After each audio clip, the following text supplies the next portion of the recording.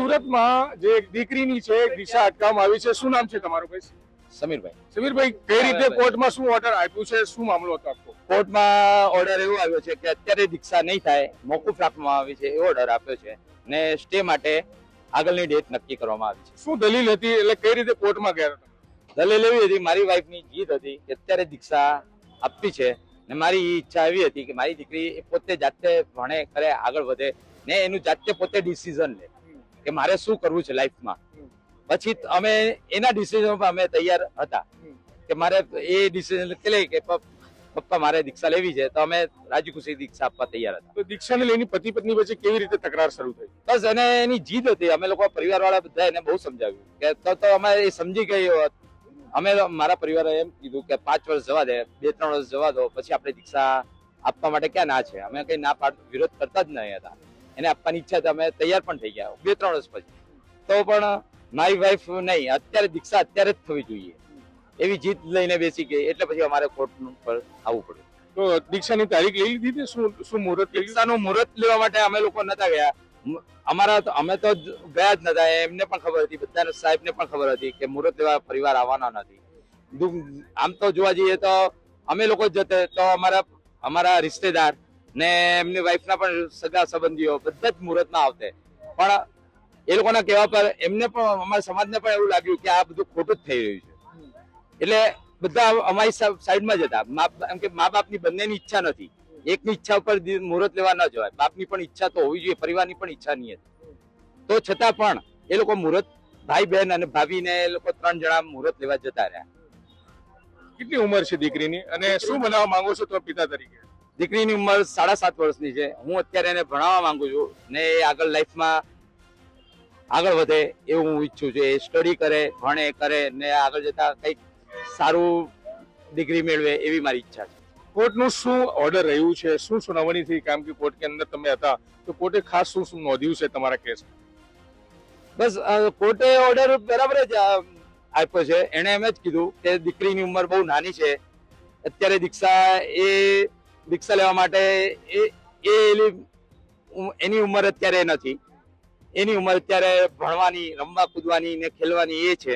ને કોર્ટે એમ પણ કીધું કે એ નિર્ણય લેવા માટે એ સક્ષમ નથી. તો કોર્ટની અંદર જ્યારે આ ચુકાદો ચાલ્યો ત્યારે તમે ભાવુક થઈ ગયા હતા, એવો પણ વાત ચાલી?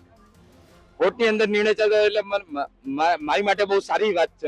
હું ખુશ છું કોર્ટના નિર્ણયથી. હજુ પણ હું એવું ઈચ્છું છું કે આ નિર્ણય હજુ મારી દીકરીની ઉંમર એ પોતે જાતે ડિસિઝન એ લે. એની ઈચ્છા હશે તો મોટી થાય પછી એનું નિર્ણય એ પોતે જાતે લે. અચ્છા, તો આ જે પતિ પત્નીની વચ્ચે તમારે બેની જે ખટરાગ શરૂ થયા, તો આ દીક્ષા જ કારણ છે? હા, ઓકે, આ દીક્ષાનું જ કારણ છે. અચ્છા, તો કઈ તારીખે દીક્ષાની મુહૂર્ત નક્કી કરવામાં આવી? દીક્ષાનું મુહૂર્ત 8 ફેબ્રુઆરી 2026 નું નક્કી થયેલું હતું. તો બિલકુલ આ દીકરીની જે 7 વર્ષની દીકરી, એમના પિતા છે અને આપણી સાથે વાત કરતા જણાવે છે. આ ફેમિલી કોર્ટની તસવીરો છે. નિલેશ જયંતિલાલ શાહ, સમીર જયંતિલાલ શાહ, અતુલ જયંતિલાલ શાહ. કેમ અચાનક વિરોધ કરવા લાગ્યા? એના પપ્પા છે જો નાચે છે લઈને દીકરીને. હા, તો વિરોધ કેમ કરી રહ્યા છે? અમારે ખાલી એટલું બતાવે જાણવું છે. છે. તમે એનો વિરોધ કેમ કરી રહ્યા છો? ખાલી એટલું જાણવું છે. વિરોધ કેમ? એક મિનિટ. આ બધું તસવીરો તમને દેખાય છે ને, બધું આનંદથી આપી છે. બધું નક્કી થઈ ગયા પછી પાછળથી મારા શ્રાવક તહતીના પિતા સમીરભાઈએ અચાનક ના પાડી દીધી અને પૂજ્ય આચાર્ય ભગવાનને જણાવ્યા વગર જ કોર્ટનો સહારો મારા શ્રાવક સમીરભાઈએ દીક્ષા અટકાવવા ફેમિલી કોર્ટનો આશરો લીધો. અચાનક એમને કોર્ટનો સહારો લીધો છે, અમને જાણ્યા પૂછ્યા વગર. હકીકતમાં આ બાબતમાં કોર્ટમાં જવાની કોઈ જરૂર જ ન હતી. પૂજ્ય આચાર્ય ભગવાન પાસે જઈને પોતાની નિર્દેશાત્મક ભાવના રજૂ કરવાની હતી કે આવું ન કરતા એમને કોર્ટનો આશરો લીધો, જે દુઃખદ બીના બની છે. તેમ છતાં ગઈકાલે 20/12/2025 શનિવારના મારા શ્રાવક સમીરભાઈએ પરિવાર સાથે પૂજ્ય આચાર્ય ભગવંત પાસે દીક્ષાની ના પાડવા આવ્યા હતા. ત્યારે પૂજ્યશ્રીએ સમીરભાઈને સ્પષ્ટ કહ્યું કે તમારી ઈચ્છા અને સંમતિ હતી. તમે તહતીને દીક્ષાની માટે વિનંતી કરી હતી, એટલે મેં દીક્ષા માટે અનુમતિ આપી હતી. હવે જો તમારી સંમતિ નથી તો હાલ અમારે દીક્ષા આપવાની થતી નથી. આથી દીકરીના દિલમાં દીક્ષાની ભાવના અને યોગ્યતા હોવા છતાં પૂજ્ય આચાર્ય ભગવાનના માર્ગદર્શનથી તહતીની દીક્ષા મોકૂફ રાખવામાં આવી છે. હિયરિંગ હતું, પરંતુ ગઈકાલે કોના કહેવાથી કેમ આવું કરવામાં આવ્યું, એક પરિપત્ર બહાર પાડવામાં આવ્યો હતો. ત્યારે એ માતાને હું કહું છું કે આટલા દિવસ સુધી જ્યારે તું મુહૂર્ત લેવા માટે તમે એકલા નીકળી ગયેલા ભાઈની સાથે, ત્યારે આ પરિપત્ર તમને યાદ નહીં આવેલો. કાલે બચાવના ભાગરૂપે સમાજની અંદર એક પરિપત્ર વાયરલ કરવામાં આવ્યો, જે પરિપત્ર આજરોજ નામદાર કોર્ટની અંદર અમોએ રજૂ કરેલો. જ્યારે દીકરીને દીક્ષા લેવા મુહૂર્ત લેવા માટે માતા એકલા હાથે જઈ રહી છે, ત્યારે તેને આવા પરિપત્ર કોઈ પણ પ્રકારે યાદ આવતા નથી. તેમજ મારા અશીલ ઉપર ખૂબ જ ગંભીર રીતે બદનામીના ભય તેમજ પૈસા આપી અને પણ એને દીક્ષા કરાવવા દેવામાં આવે તેવી મોટા પાયા પર મોટા માથાઓનું પ્રેશર કરવામાં આવેલું હતું. પરંતુ મારા ક્લાયન્ટે આ વસ્તુનો સબર ઇનકાર કરી દીધેલો હોય. નામદાર કોર્ટની અંદર આજરોજ હિયરિંગ થતા નામદાર કોર્ટે સામાવાળા પાસે એફિડેવિટ માંગેલી છે કે 8 તારીખ સુધીના તમામ પ્રોગ્રામ કરવામાં નહીં આવે, મોકૂફ રાખવામાં આવેલા છે અને આ દીક્ષા નહીં કરી દેવામાં આવે. અને એ જે લેટર પેડ સમાજની અંદર વાયરલ કરવામાં આવ્યો છે તેમાં બતાવવામાં આવ્યું છે કે પિતા દીક્ષા માટે સહાનુભૂતિ આપે છે અને તૈયારી છે, પરંતુ એક માતા પતિને છોડીને એક દીકરાને છોડીને જવાની વાત કરી રહી છે કે હું તને ડાયવોર્સ આપી દઈશ.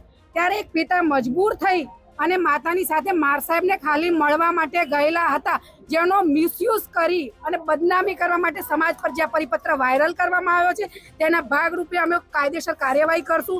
અને ગુરુ ભગવંતોને હું ખૂબ જ માનું છું, જેથી મેં મારા અશીલને જણાવેલું હતું કે 20 તારીખે તમે ગુરુજીને મળવા માટે જજો, પરંતુ જે મળવા માટેની હકીકત હતી તે આખી ઉપજાવી કાઢવામાં આવી.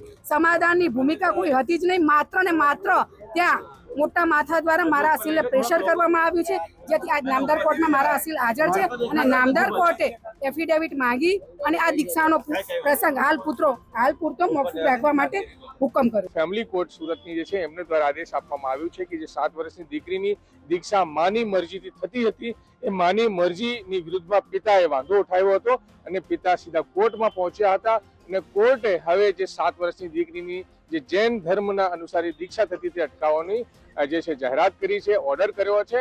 અને હવે જે કહી રહ્યા છે પિતા આપણી સાથે વાત કરતા કે પતિ પત્ની વચ્ચે પણ ઝઘડો જે શરૂ થયો હતો દીક્ષાને લઈને શરૂ થયો હતો અને છેલ્લા 4-5 મહિનાથી આ બંને વચ્ચે ઝઘડો ચાલતો હતો અને હવે મામલો કોર્ટમાં પિતા લઈને ગયા હતા કે પિતાની ઈચ્છા હતી તેઓ દીક્ષા કરાવવા નથી માંગતા અને માની ઈચ્છા હતી કે તેઓ દીક્ષા કરાવવા માંગે છે.